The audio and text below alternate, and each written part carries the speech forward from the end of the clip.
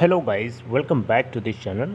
Guys, इस video में हम लोग बात करेंगे पब्लिक सेक्टर बैंक्स की प्राइवेटाइजेशन से जुड़ी हुई एक और अपडेट है जो आपको पहले की अपडेट से थोड़ा सा रिलेटेड है, इसलिए मैं आप लोगों को अपडेट करना चाहूँगा।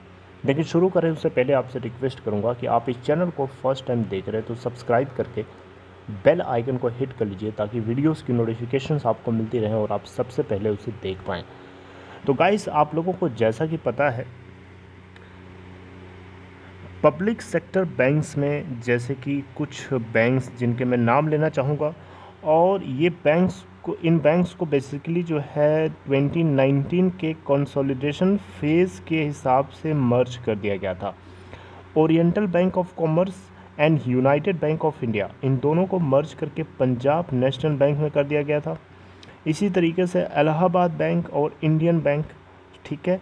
इसी तरीके से सिंडिकेट बैंक को मर्ज कर दिया गया था कनारा बैंक के साथ। इसी तरीके से आंध्रा बैंक को और कॉरपोरेशन बैंक ऑफ इंडिया को यूनियन बैंक ऑफ इंडिया में मर्ज कर दिया गया था, राइट। तो 10 पब्लिक सेक्टर बैंक्स को 4 में कन्वर्ट कर दिया गया था। ये इनका मेगा प्लान था। लेकिन जो मर्जर था बेसिकली ये इफ़ेक्ट में अभी जो ऑन गोइंग फिजिकल ईयर चल रहा है इसमें आपको देखने को मिल रहा है। इवन ये 1 अप्रैल से जो है इफ़ेक्टिवली मर्ज पूरी तरीके से इंटीग्रेटेड हो चुके होंगे, यानी सारी ब्रांचेस जो हैं इंटीग्रेटेड हो चुकी होंगी, राइट।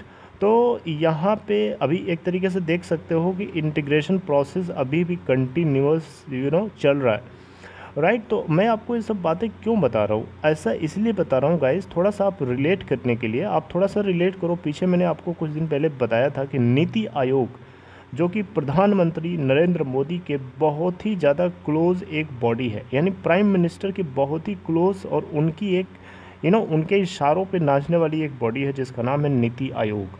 ये नीति बनाती है, यानी पॉलिसीज़ तैयार करती है। तो प्राइवेटाइजेशन के लिए जो बैंक्स की बात करी गई थी, यहाँ पे भारत सरकार फाइनेंस मिनिस्ट्री निर्मला सीतारमन ने बजट को पेश करते समय साफ साफ बोला था कि 2 पब्लिक सेक्टर बैंक्स को और एक इंश्योरेंस कंपनी को प्राइवेटाइज करेंगे। तो पब्लिक सेक्टर बैंक्स को ये प्राइवेटाइज करके 1 लाख रुपए का डिसइन्वेस्टमेंट टारगेट ये पूरा करना चाहते हैं।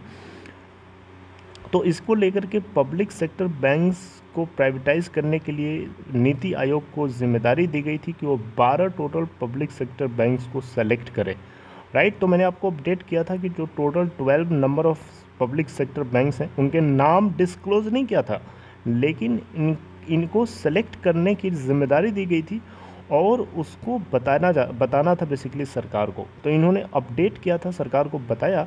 लेकिन अभी इस वीडियो में आपको बताऊंगा कि यहाँ पे नीति आयोग ने उन 12 बैंकों में से 6 बैंक्स को इन्होंने एक्सक्लूड कर दिया है, यानी बाहर निकाल दिया है, उनका प्राइवेटाइजेशन नहीं हो सकता।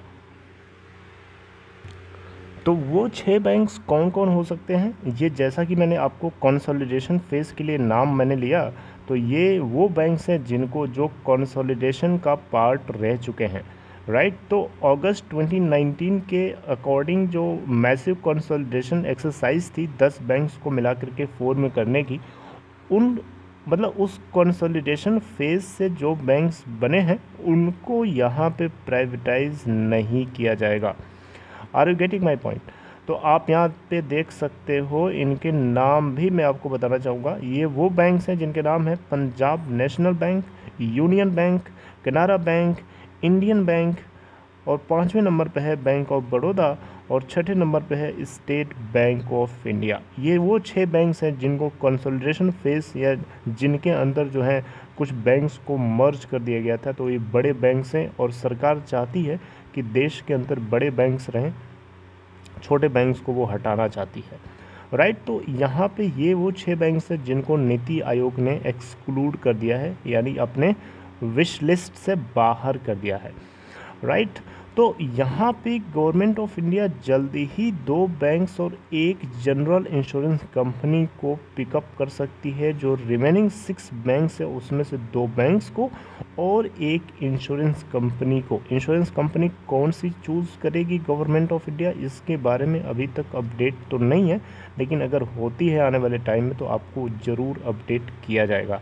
आई थिंक 3 या 4 में से कोई एक चूज़ करेंगे। और इसके ऊपर जो है department of investment and public asset management, DIPAM, right. ये एक ऐसी बॉडी है गाइस जो पब्लिक सेक्टर के अंदर गवर्नमेंट का जितना स्टेक होता है उसको बेचना या उसको ऑफर फॉर सेल के जरिए या कुछ भी उसके अंदर हिस्सेदारी को लेकर के जो कुछ भी करना होता है वो सारी जिम्मेदारी department of investment and public asset management यानी DIPAM के हाथ में होती है, राइट। तो ये DIPAM जो है बेसिकली अभी इसकी इस प्रपोज़ल को एक बार लुकआउट करेगा, ध्यान से देखेगा, उसके बाद प्रधानमंत्री नरेंद्र मोदी से इसके ऊपर क्लोज डिस्कशन होगा बेसिकली, राइट। तो यहाँ पे गाइस आपको बताना चाहूँगा Indian overseas bank, central bank of India और यूको बैंक, ये वो 3 बैंक्स हैं जिनके अंदर भारत सरकार जो है 14,500 करोड़ रुपए डालने वाली है बहुत जल्दी ही, राइट। क्योंकि ये PCA से गुजर रहे हैं यानी प्रॉम्प्ट करेक्टिव एक्शन। तो मैं इनके नाम क्यों ले रहा हूँ, इनके नाम लेने का इशारा ये है गाइस, इसका इशारा ये है कि ये 3 बैंक्स भी उस लिस्ट के अंदर जिसमें 6 बैंक्स को नीति आयोग ने सबमिट किया है हो सकते हैं। It is most likely, why, इसलिए क्योंकि इन बैंक्स को भारत सरकार थोड़ा सा ज़िंदा करना चाहती है, गड़े हुए मुर्दे कोई अंदर जान डाल के बेचना चाहती है मार्केट में अच्छे रेट पे, राइट। ये ऐसा मुझे लगता है, जो कि गलत भी हो सकता है, मैं उसको एक्सेप्ट करता हूँ पहले से ही, राइट। लेकिन ऐसा लगता है तो मैं आप लोगों के साथ शेयर कर रहा हूँ, आप चाहें तो उसको डिस्कार्ड भी कर सकते हैं। तो यहाँ पे बेसिकली जो है 4th क्वार्टर जो होगा ना, मार्च क्वार्टर जो अभी चल रहा है, इसके रिज़ल्ट आ जाने के बाद इन तीनों बैंक्स के Q4 रिज़ल्ट्स को देखा जाएगा, एनालिसिस करी जाएगी और देखा जाएगा कि उनकी परफॉर्मेंस में सुधार हो रहा है कि नहीं हो रहा है, और हो रहा है तो उसकी फोरकास्टिंग करी जाएगी कि कब तक जा कर के ज़्यादा प्रॉफिटेबल हो सकते हैं, एंड अकॉर्डिंगली उसके लिए जो है भारत सरकार बिडर्स ढूंढने की कोशिश करेगी। तो डेफिनेटली मुझे लगता है कि इन तीनों बैंक्स की स्टॉक प्राइस के अंदर आपको एक ज़बरदस्त मूव देखने को मिल सकता है आने वाले टाइम में। आपको बताना चाहूँगा बैंकिंग इंडस्ट्री के अंदर भारत सरकार इसे स्ट्रेटजिक सेक्टर मानती है और यहाँ पे भारत सरकार अपने मिनिमम स्टेक को बना करके रखना चाहती है, राइट। तो कुछ बैंक्स हैं जैसे कि स्टेट बैंक ऑफ इंडिया, इसके अंदर भारत सरकार अपने मेजॉरिटी स्टेक को बनाए रखने की कोशिश करेगी, पूरी तरीके से उसको प्राइवेट सेक्टर के हाथ में नहीं दे सकती है, राइट। इसके अलावा जो और बैंक्स हैं, जो बड़े बैंक्स हैं, वो भी रहेंगे, ऐसा नहीं कि रहेंगे नहीं, लेकिन धीरे धीरे ये प्राइवेटाइजेशन का जो प्रोसेस है वो कंटिन्यू रहने वाला है। ऐसा नहीं कि अभी 2 बैंक्स को और एक इंश्योरेंस कंपनी को प्राइवेटाइज कर दिया तो आगे नहीं करेगी, ये सरकार आगे भी करेगी। आपको बताया था ना, ये शुरुआत है, आगे धीरे धीरे ये प्राइवेटाइज करेगी और पूरा मुझे लगता है कि देश ही बेच डालेंगे लोग, राइट। तो दैट इज़ डिफरेंट टॉपिक, वो अलग थोड़ा टॉपिक हो जाएगा, उसके ऊपर भी मैं आप लोगों से बातचीत करूंगा किसी दूसरी सेपरेट वीडियो के जरिए, राइट। लेकिन यहाँ पे जो मेरा मेन मुद्दा था वो बताना था, वो मैंने आपको बताया। तो इन 6 बैंक्स को ले करके केयरफुल रहिए, और जो 3 बैंक्स मैंने अलग से नाम लिए हैं इनको भी आपको भूलना नहीं है, इनके ऊपर भी आपको नज़र बना के रखनी है और इनको ट्रैक करते रहिए, ओके। अभी इस बीच में आपको बताना चाहूँगा गाइस कि जो पब्लिक सेक्टर बैंक्स के प्राइवेटाइजेशन को लेकर के भारत सरकार जितना जोश दिखा रही है, उतना ही ज़्यादा लोग होश खोए बैठे हुए हैं स्ट्राइक पे बैठकर।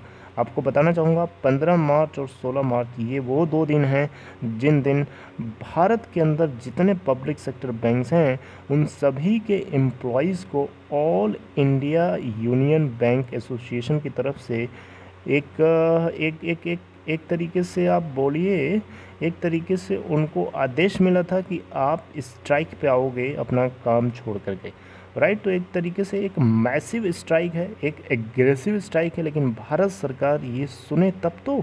सबसे बड़ा क्वेश्चन है कि भारत सरकार सुने तब तो, सुनती कहाँ है, किसानों की इसने सुना नहीं। अब देखते हैं कि इस 2 दिन की स्ट्राइक का क्या नतीजा निकलता है। ऑल दो गाइस मैं उसके ऊपर आपसे सेपरेट वीडियो के जरिए बात करूंगा बहुत जल्दी ही, आई थिंक हो सकता है आपको कल उसके ऊपर मैं बातचीत करूं, राइट। तो उसके लिए थोड़ा सा आपको इंतज़ार करना पड़ेगा, and then definitely I will let you know, So this is all for this video, guys. I hope you liked it. If you liked it, please give a thumbs up, and if you are interested to open Demat or trading account, if in case you are new to stock market, there is a link in description box of this video. Click on that link to open your account in Upstox. See you guys next time, next video. Till then, take care.